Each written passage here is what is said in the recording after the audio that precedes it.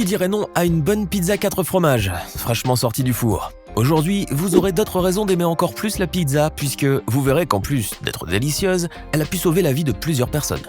Voici 10 histoires incroyables avec des pizzas. Qui aurait cru qu'une pizza pouvait sauver de la mort? Non, ce n'est pas une blague. Attendez d'écouter cette histoire. Kirk Alexander, un homme âgé de 48 ans, est un Américain originaire de Salem dans l'Oregon. Il est ce que l'on pourrait appeler un grand mordu de pizza. Il aimait particulièrement celle du tant convoité restaurant Domino's Pizza. Il les appréciait tellement qu'il est devenu un très fidèle client de l'enseigne. Pendant 10 ans, Kirk en commandait une chaque jour. Avec ça, laissez-moi vous dire que l'homme est devenu très connu des employés du restaurant, presque une mascotte. L'habitué du restaurant Domino's passait sa commande en ligne chaque soir, ce qui apparaissait immédiatement sur l'écran de Sarah Fuller, la gérante du restaurant. Étant devenu l'ami de Kirk, ce dernier lui avait confié qu'il travaillait à domicile et qu'il quittait rarement son foyer à cause de problèmes de santé. Ses voisins de palier ont également affirmé les mêmes propos quant au caractère distant et casanier de Kirk. Cependant, il arrivait à ce dernier de leur venir en aide lorsqu'ils avaient des pannes informatiques, puisqu'il était doué pour cela, mais sa nature calme et peu sociable prenait toujours le dessus. Kirk passait donc toutes ses soirées seul chez lui à manger des pizzas. Lorsqu'un jour les commandes ont subitement cessé d'être passées, en remarquant qu'Alexander n'avait pas passé commande depuis quelques jours, les employés du restaurant se sont posé des questions, mais sans trop s'attarder sur la situation. L'homme pouvait bien être en voyage d'affaires ou en visite chez sa famille, ou alors avait-il décidé d'améliorer son hygiène de vie et de remplacer les pizzas par des salades. Les employés de Domino's Pizza ont donc décidé de se faire une raison sans réagir de manière excessive. Mais 11 jours plus tard, la gérante finit par trouver cela anormal. Cette dernière le considérait comme un membre de la famille et savait pertinemment qu'il n'était pas du genre à prendre d'aussi longues vacances. Ne supportant pas le silence et l'absence de réponse à ses questions, Sarah a alors décidé d'envoyer un employé pour vérifier si son client allait bien. En arrivant devant le domicile d'Alexander, le livreur a remarqué que les lumières étaient allumées et qu'il y avait bel et bien une présence à l'intérieur. Il s'est donc approché de la porte d'entrée et là, il entendit un bruit. C'était la télévision. Il a d'abord frappé, mais il n'eut aucune réponse. Pourtant, il était évident que quelqu'un se trouvait à l'intérieur du logement. Il a frappé une seconde fois, mais toujours pas de réponse, ce qui lui semblait très étrange. En revenant au restaurant, les employés se sont décidés à appeler les secours. Ils ont conclu qu'il était tout simplement temps d'écouter leur instinct. Il fallait savoir ce qui était advenu de leur ami Kirk Alexander. Le shérif du comté a alors envoyé ses officiers au domicile de Kirk pour inspecter les lieux. Ils ignoraient complètement ce qu'ils allaient découvrir. Après plusieurs minutes d'attente devant le perron, les policiers ont pu entendre une voix faible et abattue crier au secours. Sans hésiter une seconde, ils ont forcé la porte d'entrée et se sont précipités à l'intérieur pour enfin trouver un Kirk étendu au sol, inerte et sans force. Les policiers ont tout de suite contacté les pompiers pour l'emmener à l'hôpital le plus vite possible. Une fois sur place, les ambulanciers ont fait de leur mieux pour lui venir en aide. Sans trop tarder, ils l'ont transporté vers un hôpital à proximité. Les médecins ont très vite conclu que l'homme avait fait un accident vasculaire cérébral. Heureusement, la vie de Kirk a pu être sauvée in extremis. Sans les policiers, les ambulanciers, les médecins et puis surtout sans les employés de Domino's Pizza, il n'aurait pas pu tenir longtemps et serait décédé tout seul chez lui. Merci Domino's Pizza. Sans pepperoni, vous pouvez croire que grâce à cette phrase, cette femme violentée et battue par son mari a pu être délivrée? Cette histoire a tout l'air de sortir d'une fiction, pourtant elle est bien vraie. Elle s'est produite aux États-Unis dans l'État de l'Ohio, là où une femme subissait constamment des violences verbales et physiques de la part de son compagnon. Un soir, alors que sa fille lui rendait visite, elle assista à l'une de ces effroyables scènes. Elle a été prise de panique lorsque sa mère et son conjoint commencèrent à se disputer violemment. Le conflit prit alors une tournure dramatique lorsque Simon Lopez, le concubin de sa mère, frappa sa compagne et la jeta contre le mur. Tétanisée par la violence de son affreux beau-père, la jeune femme a alors décidé d'avertir la police, mais intelligemment. C'est là qu'elle a eu l'ingénieuse idée de faire semblant de commander une pizza et d'appeler les autorités pour sauver sa mère des griffes de son bourreau. Il était insoutenable pour la jeune femme de voir sa mère se faire martyriser ainsi. Craignant le pire, elle décida alors de passer à l'action. Tout en étant sous les yeux de l'agresseur, elle a appelé les secours en faisant croire qu'elle passait une commande pour une pizza. Certes, la situation était cocasse et inconvenante puisque le moment était mal choisi pour passer une commande, mais par chance, Simon n'a rien remarqué. La jeune femme s'est alors empressée de composer le 911 afin d'alerter la police sans attirer l'attention du beau-père trop occupé à violenter sa compagne. « Je souhaiterais commander une pizza » demanda la jeune femme dès que la police décrocha. Tim Tenek, celui qui était à ce moment-là à l'autre bout du fil, lui demanda d'abord si elle était sûre d'avoir composé le bon numéro. La jeune femme insista et lui fit comprendre par le ton de sa voix que la situation était grave. L'émotion était palpable. Le policier ne tarda pas à comprendre et s'empressa à son tour de la localiser. Il terminera la conversation en lui demandant si l'opération nécessitait l'intervention d'un médecin, ce à quoi la jeune femme répondra « Non, sans pepperoni ».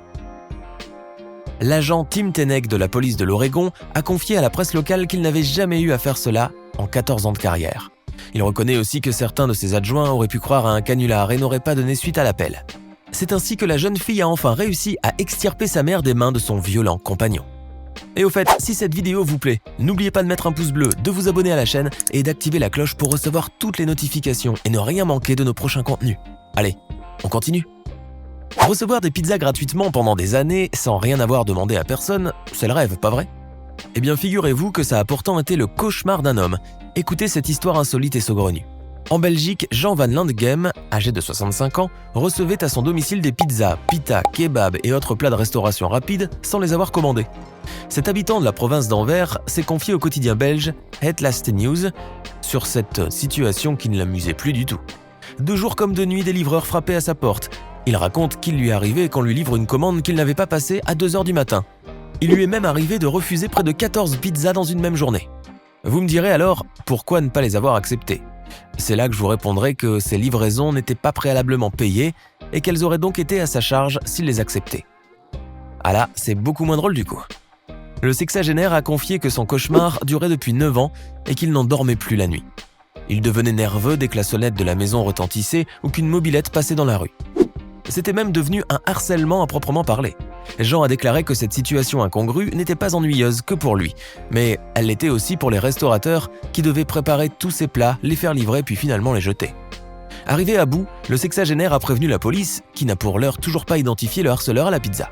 Cependant, Jean pense qu'il s'agit d'une mauvaise blague de la part d'une personne de son entourage, puisqu'une de ses amies proches se trouve exactement dans la même situation que lui. Sauver une petite fille kidnappée en commandant une pizza ? Oui, c'est possible. Un jeune Britannique de 21 ans, employé d'un supermarché de Staines, dans le comté de Surrey, a permis de résoudre une affaire d'enlèvement alors qu'il se trouvait à plus de 8000 km des lieux.